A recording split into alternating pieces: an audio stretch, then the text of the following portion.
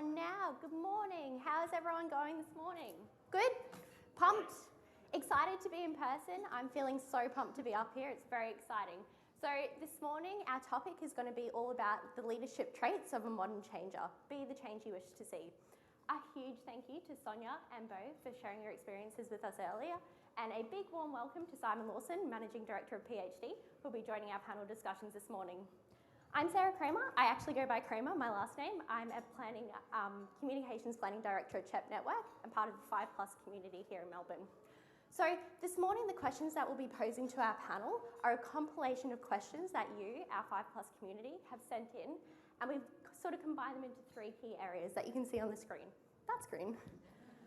The first will be behaviour, the second will be diversity, equity and inclusion, followed by COVID. Now, if your question doesn't come up, or if you have any other burning questions that pop up during these panel discussions, please do write them down and take note, because we'll be opening the panel floor to a few questions from the floor. And if you are lucky enough to ask a question, you'll get a copy of a book, plus you get to select a book that one of our panel members have actually put forward and recommended. So there is extra incentive to get involved. So, on that note, I might sit down and we'll get started. Knowing that these events are all about learning in action, I wanted to ask you, Simon, first, what's one thing that you learned from either Sonia or Beau's session today that you'd like to apply back to your current leadership style? I've been pretty blown away by both of the presentations, to be honest, and I feel privileged to be here with you both. I think we were just chatting on the table. The unconscious bias exercise that you took us through blew our minds. It blew my mind, and I think sometimes you think that you're aware of it, and actually that just proved to me that we need to be way more aware. In terms of a key thing to take with me, I think that the point you made around if you keep fishing from the same ponds, you are going to get the same people. So, I'm very interested in how we can start to fish in different ponds so we can see different types of people. So I thought that was a really great part of your presentation. And Beau, I think I've seen you coaching down at Inverloch. My parents-in-law live down there, and you must have been playing at that Inverloch ground on Easter one year. So it's interesting to hear your story, to be honest. So thank you, and the points you made around having a helpful mindset was amazing. I was just talking about how in COVID, and I think probably a lot of us felt like, oh, I can't believe these lockdowns and this is so challenging, but actually so many people face so much more adversity, and I think that being able to find the positive and to move forward is really a great lesson. Perfect. Yeah. Thank you. We might move on to our first topic for today, behaviour. So, Beau, I might start with you if that's all right. One of the questions here was, are there any leaders of change in the Australian public sphere that you admire or don't admire? And in saying that, what are the key leadership traits that you admire or don't admire about them? Yeah, thanks, Kramer. One obvious one that comes to my mind is Dylan Alcott, Australian of the Year. How just he's going about creating the change he wants to see. He's putting himself out there, and I think early days, or even at times, I've heard some people say that maybe he's a bit arrogant or different things like that. And he puts himself out there to create change for others and for a community. And obviously he's had accolades and props for what he's done, but he's also puts himself out there to be have backlash and whatnot as well. And I just really love that he is forthright in what he believes in, and he wants to see that change, and he just goes about it so strongly. And I think he's a great role model, and he talks about seeing he never saw anyone in a wheelchair growing up on TV or in the screens or representing in the community, and he wants to be that person for others. So I really respect that and love the leader that he is. Amazing. Simon, did you have anyone that you thought stood out for you? I'm a big tennis fan, and so it's a bit of a tennis theme here. And I know that we talked about the Australian sphere of influence, but the person that came to my mind was Andy Murray. Andy Murray, he really speaks up for equity, I think, in tennis, and he is always prepared to speak his mind. Like if someone will talk to him about, is Rafa or Federer the greatest tennis player of all time? He's like, no, do you mean the greatest male tennis player of all time? Because if we're talking greatest tennis player, we need to talk Serena. My other example, and I was thinking about this, and I think it's another tennis player, and it's Ash Barty. So, Ash Barty's not a corporate leader, but to me, what she did in stepping out of things when she's on top against the societal norms and just saying, this is what is right for me, I think is amazing role modelling to people, to say, choose what is right for you, not what people think you should do. So they're my examples. Beautiful. Sonia, I might move on to you if that's right. So Beau spoke of seeing people's strengths rather than their physical appearance. Our mind is a powerful thing. What advice do you have for us to look past what people look like? I think it's a really good point about seeing people's strengths. And I think, though, before you can see people's strengths, you've got to be in a mindset, and Beau, you spoke about the importance of mindset. You've got to be in an open mindset to be able to see people's strengths, because I think we do come with a preconceived idea of what people can and can't do. So it is sort of just having a mindset where you're open to actually really listening to what people are saying they can do, and challenging people when they say they can't do something, and trying to, so there's lots of people in our organisation, maybe in the more junior levels of the organisation, they're like, oh, I can't step up and do that, or I can't step up and do this, or I'm not sure if I can take on this role. And I think it's also seeing in people when they're saying they can't do something, actually being the encouragement. If you are in a senior role too, being the encouragement to really push people to outside their comfort zone so that they can realise their own strengths, whatever ability, whatever race, gender, but really actually trying to see the strengths in other people as well and getting them to see that in themselves. But again, it's that mindset piece of just being aware of sort of how we come to the table and what we bring with us and what we're putting on others. So trying to strip that back to really see people for what they are, I guess. Yeah, I agree. And I did really like Beau's session as well. For me, it was the stepping out of your comfort zone. And I feel like I'm stepping out of my comfort zone right now. We might move on to diversity, equity and inclusion. And Beau, I might point this question to you. So one of our MFA 5+ers has said, Winthia Bonnie speaks about the importance of smaller edits and shifts rather than huge overhauls when it comes to affecting change. What is one edit or shift that people in the room can make today to help foster a culture of inclusiveness and belonging in their businesses? One small shift that I feel is Sonia spoke to is the negative biases. Like for me, quite often I get a comment of, oh, your wife must be such an amazing lady. And I'm like, yeah, she is, but you don't know her, and you're, yeah. But it's coming from a place of, she must be amazing because she's with you. And that is a negative bias. Like, I don't judge people for saying it or anything like that. It doesn't worry me, but that is a negative bias that we have. And I think I'm an alright person and stuff like that. So yeah, negative bias here. And one other one is coming from a place, the small shift that you can make is come from a place of empathy rather than pity or judgment.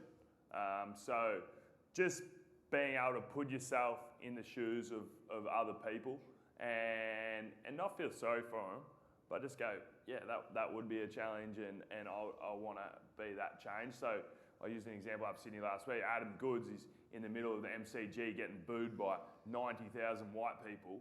You know, put yourself in his shoes, or put yourself in other people's shoes and imagine, and just try and feel it. Like everyone's, might be your son, your daughter, your mum, your dad, your brother, sister, or maybe a mate. Just be able to, if that was someone close to you and that was happening, you know, what would you do then? So come from a place of empathy, put yourself in other people's shoes. Yeah. Beautiful. Simon, I might go to you. So off the back of Sonia's keynote, do you think our industry is ready to bring and accept people's being their authentic selves to work? Or if not, how do you think we can change as a media industry together? And sorry, this is a bit of a controversial curly one, but how can we do better? I think before Sonia's presentation, my answer was yes, I feel like people can bring their authentic selves to work, and now I question that more after, you know, the points that you made. I think that the industry has done better, and you know, it's better than it was, but it's hard for me to know how people feel about whether they can truly bring themselves, their whole selves to work. And I think that one of the challenges is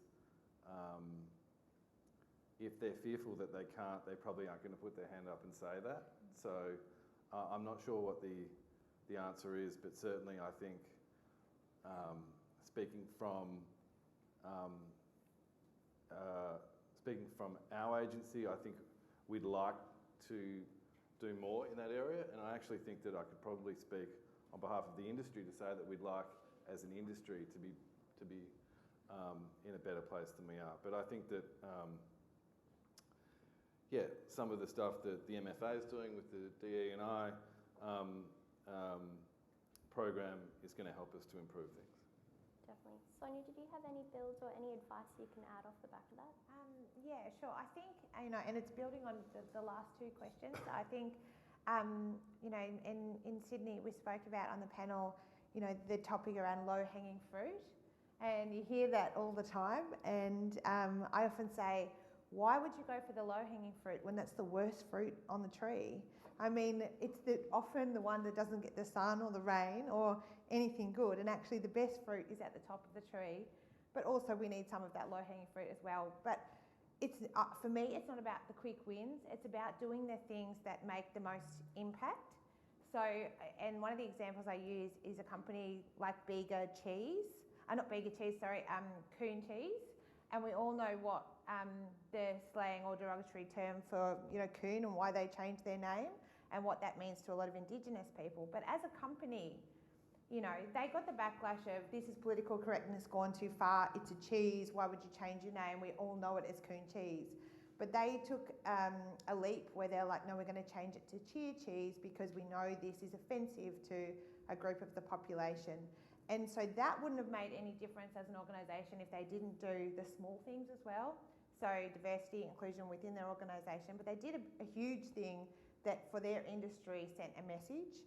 And I think it's about the industry doing some big things that send messages, but also then it's the other things. So that's the icing of the cake, the big things that send a message. And then it's all the other things that make up the ingredients of your organisation, the smaller things, the way we act, the way we recruit, the way we hold board meetings, the way we as leaders bring our whole selves to work first so others can do the same. So I think, you know, it's at all levels of the organisation. If we're ever just looking at changing one level of an organisation, we're going to fall over in the other areas. So I think it's a combination of all those things. Yeah, I love the cake analogy as well. I'm definitely going to ingrain that into my mind.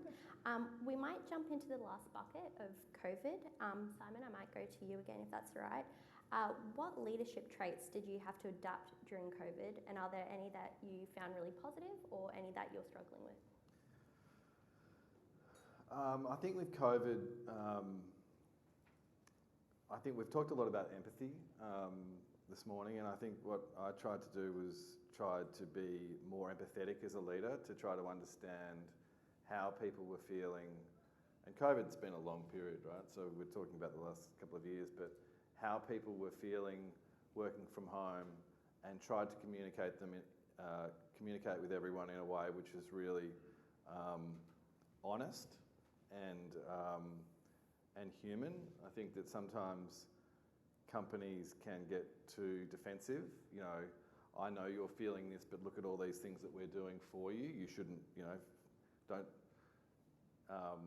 as though we have to sort of defend that we're doing enough, when actually I think it's better to say, I know things are pretty tough, and you know we're working to try to make things better, but being as empathetic as possible and communicating more frequently was something that I certainly did as a leader.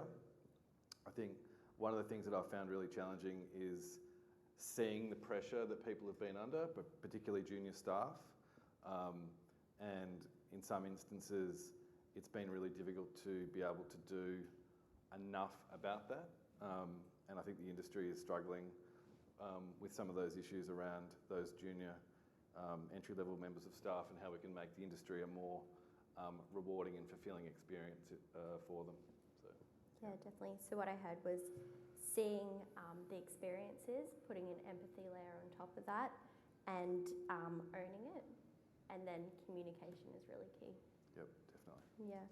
I might go to you next, Beau. So during times of change like COVID, it's often hard to see the forest from the trees. Any advice for bringing back perspective? I think it's around that helpful mindset thing again, is just around, it's normal in change and challenging times like COVID to, like if you're living in an apartment by yourself and you're not allowed to go out and you can't see anyone, that sucks. That is hard, and it's normal to go through those negative thought processes that we do. And that's okay, but then just also looking at the things we do have, and it might be that, you know, how lucky are we to be in Australia, and you know, not being a smart ass here, but like Ukraine or something like that, or you know, Africa in a war-torn country, or wherever it is that we're in this environment. Or imagine someone from a third world country coming in and being locked in the apartment, and you know, having access to technology and having running water and food and a safe environment. So it's normal to feel those negative thoughts, and that is not that's fine, because it is a challenge. But also just getting that perspective and just go, all right, what can I look at that is going to help me a little bit and give me a bit of perspective in this situation, I think really helps in those times of change. Yeah, beautiful. Can I add, just something to that, Kramer, too, around COVID. Number one, I just want to say, with 2 kids homeschooling, I would have loved to be in a hotel room by myself a lot.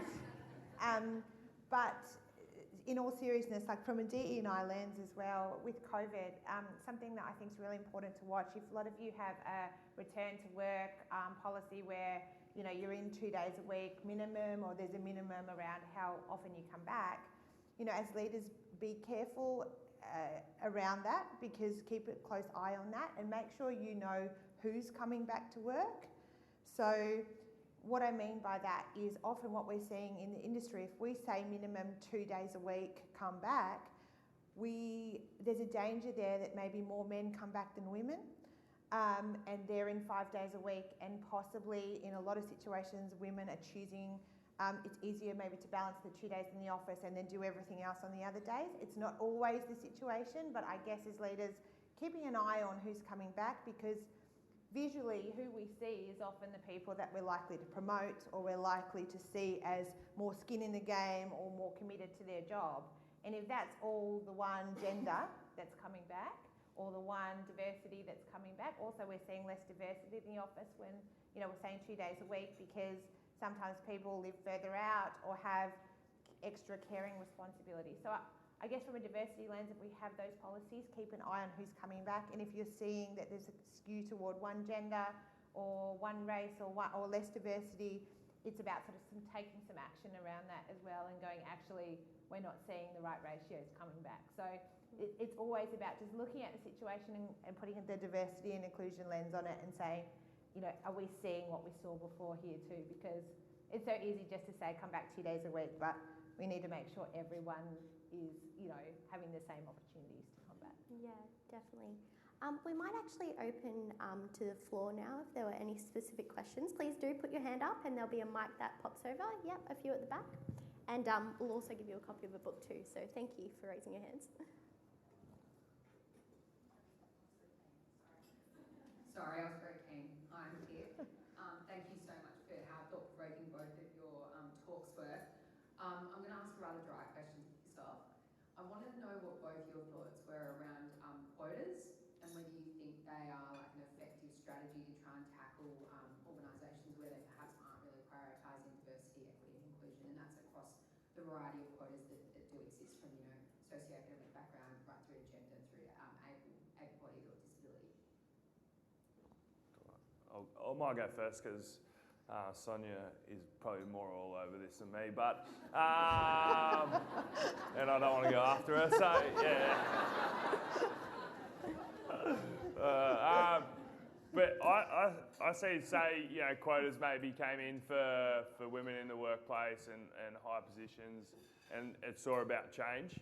And now, should there be quotas on women in those roles? I don't think there should be. I think, you know, that now that should be embedded, but maybe to get traction for, hypothetically, or not, you know, like for, say, my community, the disability community, I probably think that it would be good to have quotas to get traction, and then after a period of time, I'd like to see that wiped, and that's just what we do, and that's what we're about. So that's my thoughts on it. Yeah. Yeah, the thing about quotas, I think, now I feel pressure to say something really good. I think the thing about quotas is, for me, it's just the beginning. It's just like the roadmap or the signposts around what it is you're aiming for. But I think it actually doesn't tell you anything about what you're actually trying to achieve, really, because, you know, I think about our board at BP, and yes, we have a great gender balance on that board, and we're very proud of that. But really, when I look at that more deeply, we've got a great gender balance, but all of those women generally, all of those women, not women's, all of those women generally come from the same background, the same race. They all speak English as a first language. So there are particular diversities that we're not seeing still within women. Women aren't a homogenous group. So quotas don't tell us anything about really the diversity within that group we're trying to get to. And I think the thing about quotas too, it doesn't tell us anything about culture change or retention. So we often see in organisations, say we're talking about gender, we might do a great job at hitting 50% men, 50% women, and people are falling. It's like a bucket with a hole in it. We're putting them in, they're falling out the other end for some other reason because we're not doing the right culture shifts. We're not making it a place where women want to work and stay, or we're doing something wrong along the way. So I think it's a good, like you say, it's a good beginning and it gets us to a certain point. But then the real work begins of having to do all the culture stuff and all the other bits around, you know, the intersectionality and looking at, you know, how we get people to want to stay when we get them there in the first place. So it's that real culture piece then, which is the hard part. I think you were right to answer first, Beau. That was a very good answer. Well, you reckon it was no good answer? Thank you. It's very good. I think we have another question up the back. My name is Omar from Initiative. Thank you to the speakers this morning. My question was for Beau. You mentioned operating outside of your comfort zone. Just wanted to know what sort of self-talk goes through your head when you are at the edge of your comfort zone and you know you need to take action. Yeah, awesome question. So it's something that, like, I think everyone feels the feeling of when you're a bit afraid of doing something.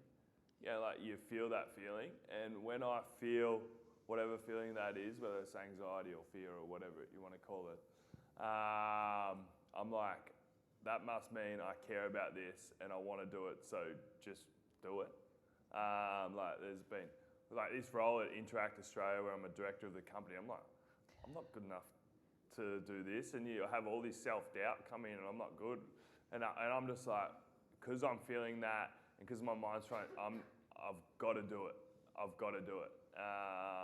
So that is essentially what has happened to me over the journey, that like when I get that feeling, it's like, all right, that has to be done, and no matter how scared I am. I remember when I first spoke in front of an audience, like had paper up in front of my eyes, you wouldn't see me. And now, I get nervous coming up here and speaking, but that's only because I want to do a good job. And I feel quite comfortable up here. And so yes, that's pretty much the major part of it. And now, in terms of, I actually enjoy that feeling of feeling a bit scared and going through with it now, because I've done it a lot of times and faced those fears a lot of times. Thanks, mate. Yeah. Beautiful. Thank you. Do we have time for one more, maybe? Oh. This will probably be a question for both of you. Off the back of the Dylan Alcott comment, should I speak louder? I think the microphone Mic's needs not to be working. turned on.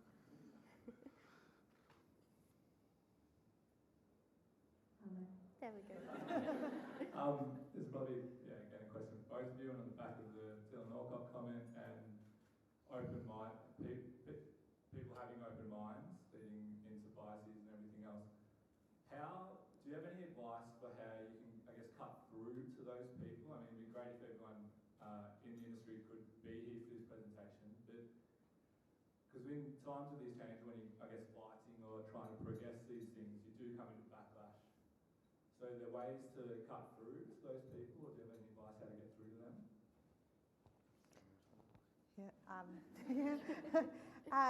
Look, there's no silver bullet, I guess, and everyone's different, and every conversation you have with people, people are going to have their views. But I think what's helped me in having difficult conversations with people is coming at it from a point of challenging people, but not in a negative way. So if someone says, oh, that person couldn't do that job, or I don't think that's the right person for the job because they don't have X experience, or they haven't, I don't know, been in the role long enough or whatever.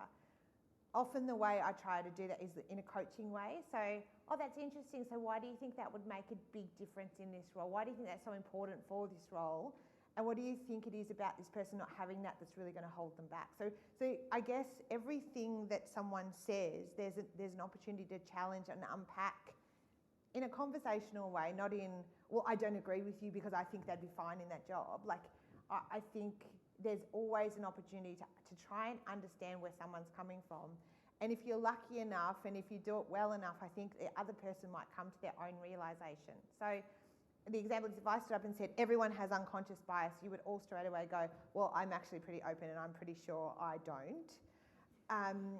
But getting people to come to their own realisation and getting them to challenge themselves through, that prompting and coaching, I actually think that's the best way to get people to grow and change, because they're doing it themselves and it's much better. It's like when your mum tells you something, you're always going to do I'm always going to do the opposite. But if I feel like I've made the decision or come to that choice myself, I'm much more likely to be committed and follow through. So that's the only advice I can give, is sort of really approach everyone in a coaching way to try and understand what's driving their motivations and the way they're making decisions. Thank you. We have one more question at the back there. Yeah, hi there guys. Gareth from UN. I just want to build on what Boomer asked, specifically for Beau. You talked about your healthy mindset, which is brilliant, and I'm sure it's a really long journey. I wanted to understand from you what you thought the balance was in terms of how you got there. Was it like professional guidance, or is it like personal responsibility and you got yourself there on your own? Yeah. And on that journey, you're obviously now very you're very good at it, and you kind of obviously were able to catch that. Or were there any techniques that you used in the initial stages that really helped you get into that kind of helpful mindset? Yeah. Thanks very much for that question. So it's not like I saw this model or looked at this model and clicked my fingers and just 5 weeks after heard myself and just said, yep, sweet, we're all good now. I'm thinking helpful thoughts and it's all good. It's like this massive journey that you go on, and it's continuously. And sometimes I actually allow myself to go down that negative way. Sometimes just to, I don't know, it feels like I can get it off my chest, and then next day I'll move forward and it's all good. So, but in terms of it, it was mostly like born out of motivation of how I wanted to live my life. As like, if you've got one life, do I want to sit there and feel sorry for myself and continually see the things I can't do, or do I want to see the things I can do? And it was, it's been a long 4 or 5 years of just training my brain, and now it allows me to sit in a situation. I don't love being in a wheelchair. I don't love that some of the things the challenges that I face, but I absolutely love life because of that model. And it was mostly driven out of self and motivation to just make the most of my life, no matter the circumstances. That being said, I found myself maybe a year after I hurt myself, like I don't drink much, but on the weekend, on a Saturday night when I did drink, I would drink and like get real drunk, and I felt like that was a way of me escaping my situation for that little moment. So I went and saw someone for maybe 2 or 3 sessions, a psychologist there that, I didn't see a psychologist then actually. I saw a psychologist a few years later when I was down at primary school with my kids, and there was a dad there shooting hoops with our kids. There was another dad kicking footy with our kids, and I was in a really good mind frame at that point in my life, which is like pretty much the whole time. I've never been very fortunate. I never suffered depression or anything like this. But I went and I was like, that is a challenging situation, just seeing that, and because that's something I would love doing. Like, if I was able-bodied, I'd be on the monkey bars, doing everything still right now with all the kids and stuff. So anyway, I went and saw someone just to challenge, and I talked to them, and they were probably thinking, what are you doing here, mate? You're here and smiling and real happy. But I was going through that challenge. There's a challenging moment. I didn't want to wait for something to be really bad before I saw someone. So the reason why I bring that up is purely because break down a little bit of a stigma of seeing a psychologist, that you have to be in a real bad state to go see someone. Where in that point of my life, I was in a good state of mind, but just dealing with a challenging situation. So I felt like by talking about it with someone that had no judgment and no knowledge of my actual life, that it made me feel a little bit better those couple of sessions. So, geez, that was a long-winded answer. But very worthwhile. Thank you so much. I think that concludes us now for the panel discussions. Thank you so much for having us, and thank you again to our panel members for sharing all your experiences with us. Thank you.